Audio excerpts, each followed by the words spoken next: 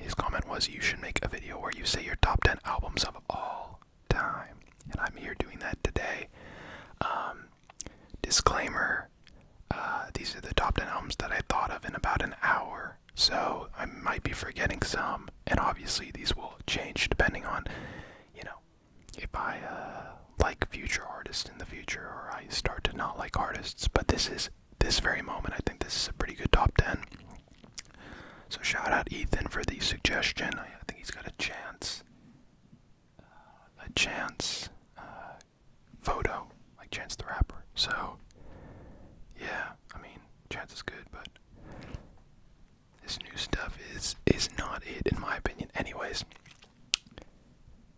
if you do like this video, don't forget to hit that like button. If you do want to see more like this, don't forget to comment down below. If you guys want to see any other videos, don't forget to comment down below. And finally, if you don't forget to subscribe. How did I forget that? We are on our way to 1,250 subs. So, first album we've got. This is probably my favorite album of all time. And it is This It by The Strokes. Is This It by The Strokes? Is This It by The Strokes? This is an 11-track album by The Strokes, made in 2001. It contains indie rock, summer rock, a little bit of harder rock. Yeah, I love this album. This is one of the best debut albums. It's my favorite album of all time, but I think it's generally agreed as one of the best debut albums of all time. The tracks are Is This It? The Modern Age, Soma, Barely Legal, Someday, Alone Together, Last Night, Hard to Explain, New York City Cops, Trying Your Luck, and Take It or Leave It. It's an 11-track project. 36 minutes long. Yeah, if you guys are looking for any indie rock from this century, then I would check this out. My favorite tracks are probably Is This It, Barely Legal, Someday, Last Night, and Trying Your Luck. And my least favorite is probably Take It or Leave It. So yeah, that is album number 1. The Strokes are my favorite artist / band of all time. So if you knew that already, that was pretty expected. We'll switch up genres for the second one. The second one we are going to, in my opinion, the best rap artist of all time, Mr. Kanye West. And it was really hard to choose one of his projects. I was between 3 as my favorite. In third place, we had The Life of Pablo. I know, like, critically that is not his third best project, but in this is my opinion. I have a very it's a very nostalgic album for me. 2016 was a great year. So at number 2, we have My Beautiful Dark Twisted Fantasy. This one's very critically acclaimed as his magnum opus, and a great project that is still growing on me. And number 1, I'm taking The College Dropout here. His first project in 2004, 1 hour 16 minutes long, quite a few skits, probably the best album skits of all time. And yeah, let's read off the track list. Dropped in 2004, if I didn't say that already, his first album. We have Intro, We Don't Care, Graduation Day, All Falls Down, I'll Fly Away, Spaceship, Jesus Walks, Never Let Me Down, Get 'Em High, Workout Plan, The New Workout Plan, Slow Jams, Breathe In, Breathe Out, School Spirit Skit 1, School Spirit Skit 2,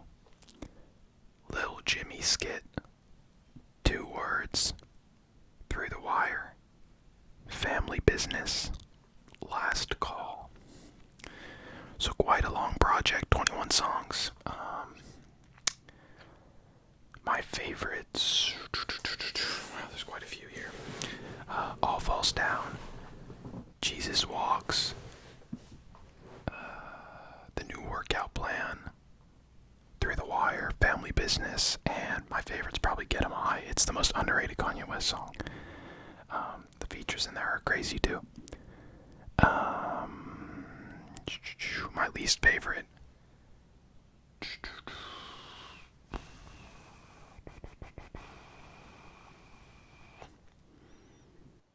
I don't know, maybe Breathe In, Breathe Out. I just don't like the instrumental on that. Anyways, yeah, before this album came out, Kanye was just a producer, and a lot of people were discouraging him to go into actual rap. He was obviously producing a lot for Jay-Z, which is crazy. But yeah, I mean, that is a slapper of an album, and it feels very like if to me it feels the most genuine, like in terms of like what he's saying and stuff like that. Maybe Late Registration, but yeah. Anyways, let's go on. These are in no particular order, by the way. I'm not ranking these as like I think Is This It is probably my favorite, but all of the other ones are like unranked. Next, we are going to go to a British rock band from the 2000s as well, and the 2010s. We are going to the Arctic Monkeys, and we are taking Favorite Worst Nightmare, their second album. 12 tracks. Let's go through the tracks. Brian Storm, Teddy Picker, D is for Dangerous, Balaclava, Only Ones Who Know, Do Me a Favor, This House is a Circus, If You Were There, Beware, The Bad Thing, Old Yellow Bricks, and 505. Wow, this album has hits on it. I have so much nostalgia with this album. I think this is an album that I really got into when I first started like to actually like actively get into music. Obviously when you're a kid you kind of just listen to whatever until you reach a certain age, and then you kind of develop your own music taste. My favorite tracks off here, 505 is probably my favorite. Old Yellow Bricks, Do Me a Favor, Only Ones Who Know, Balaclava, D is for Dangerous, Fluorescent Adolescent, and my least favorite is probably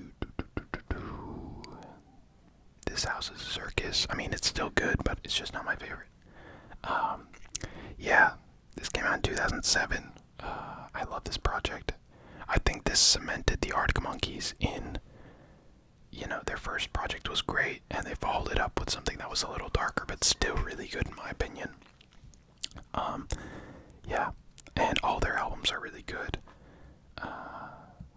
Yeah, they're one of like the few bands that I think are still like relevant in the mainstream now. So yeah, that is on my list as well. Let's go back into the rap world. We are going to go with, I could choose any of these. We will go with, a bit of a basic choice. We're going to go with Kendrick Lamar, and I'm taking To Pimp a Butterfly, 100%. Some people like to argue Good Kid, Mad City as his best, which fair enough. Personally, I prefer To Pimp a Butterfly in terms of listening and in terms of like critically. This album's great. Like, it's just great. Probably the best. I personally think it's the best objective album that has come out in my entire lifetime. It has a lot of comments about racism in America, a lot of comments on just society in general. And let me read off the track list here. Wesley's Theory, For Free, King Kunta, Institutionalized, These Walls, You, Alright, For Sale, Hood Politics, How Much a Dollar Cost, Complexion, Blacker the Berry, You Ain't Gotta Lie, I, Mortal Man. So 16 tracks, 119 minutes. It's a fairly long album, but it is a masterpiece. I can't express how much this album has not like affected me, but whenever I sit down and listen to this in its length, I always like close my eyes, turn off all the lights, just like purely to listen to like what he's saying, and the production is very like jazz influenced. It's amazing. My favorite tracks, Wesley's Theory, For Free, These Walls, You, Alright, How Much It All Costs, and The Blacker the Berry, and I. Least favorite track, they're all really good. I'll go with You Ain't Gotta Lie. It's alright. It just doesn't do much for me.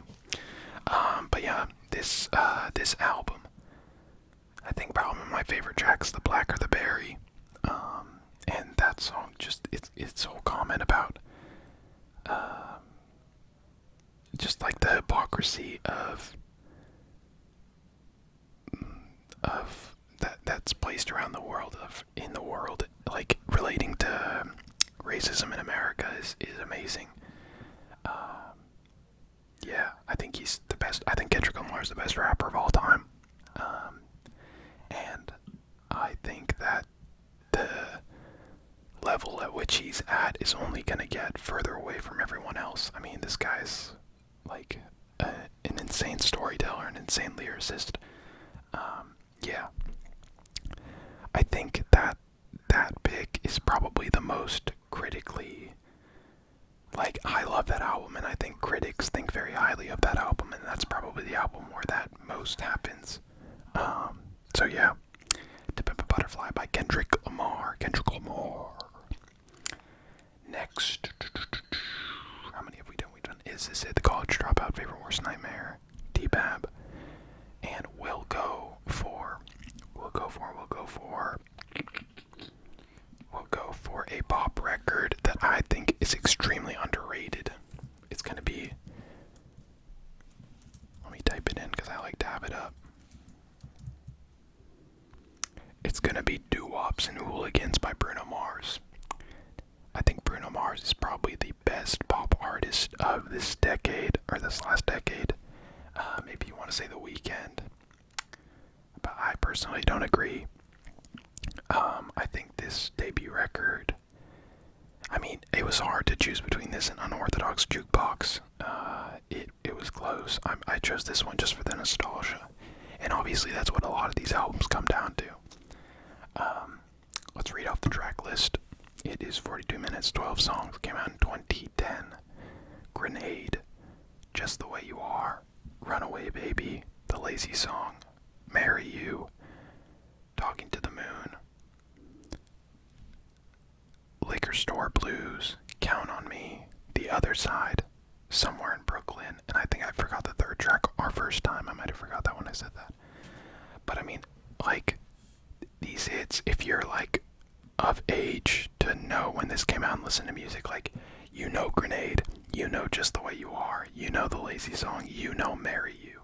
Like, these songs are huge pop records, and the fact that essentially half the songs in this record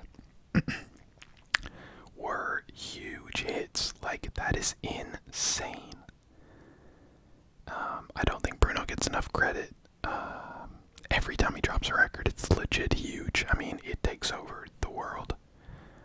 Obviously, the last record he dropped with 24K Magic, there were hits and hits off that, as there always is. But yeah, my favorite tracks off here: Grenade, Just the Way You Are, Runaway Baby, The Lazy Song, Marry You, Talking to the Moon, The Other Side, and Somewhere in Brooklyn. And my least favorite track, probably Our First Time. But yeah, I mean, his ability to write pop records is insane, and I'm wondering if he potentially had an album prepped for 2020, just because it's been like 4 years since he's released anything. So yeah, Shout out to Bruno, he makes some fire music. Super underrated in terms of his ability to write hits. Yeah, I think The Weeknd has more misses than Bruno does. I think anything Bruno makes is a hit. I mean, yeah, only 3 albums, 3 studio albums. So yeah. Next, we'll do one more for this one, and then I'll do a part 2. We will do, it's already 16 minutes though. I'm debating. Why not? Let's do another one. We will do Rodeo by Mr. Travis Scott. This album is insane. A lot of people put this against Future's Dirty Sprite 2 in terms of like the best trap album. And this wins easily. It's literally not even close. I mean, like, 16 tracks, 115 minutes. Let's go through the track list. Number 1, Pornography. Number 2, Oh My This Side. 3, 3500. 4, Wasted. 5, 90210. 6, Pray for Love. 7, Nightcrawler. 8, Piss on Your Grave. 9, Antidote. 10, Impossible. 11, Maria, I'm Drunk. 12, Flying High. 13, I Can't Tell. 14, Apple Pie. 15, Okay Alright. 16, Never Catch Me. This album is literally the definition of good trap music. And it was so, like, the amount of influence that this has on music today is insane. Travis Scott is insanely underrated for pioneering that whole auto-tune sound. Obviously, he makes, like, catchy music and whatever, but yeah, I mean, this is his best record. My favorite tracks: Oh My This Side, 3500, 90210, Nightcrawler, Antidote, Maria, I'm Drunk, Apple Pie, I Can Tell, Impossible. Okay, alright, like, this album front to back puts you in this whole vibe. It is insane. And yeah, least favorite song probably Flying High. Not crazy on it, but yeah, I mean, you rarely get trap albums that are over an hour that are consistently this good. And you can tell, like, a lot of sound design, a lot of storytelling, a lot of producers, a lot of writers, a lot of, like, everything went into this album. And that's not to take away from Travis, but just everything is so well placed in here. All the features fit perfectly. Like, it's actually insane. Very underrated project in his discography. Obviously, Astroworld gets a lot of hype, but I don't think it comes close to Rodeo. Yeah, it came out in 2015. And it's aged like fine wine. But anyways, that is going to be the first part of these 10 albums. If you guys do want to see part 2, don't forget to like this video, comment down below. And obviously don't forget to subscribe. We're on our way to 1,250 subscribers. Let me know what you think of these albums down in the comments below. And I will catch you guys next time.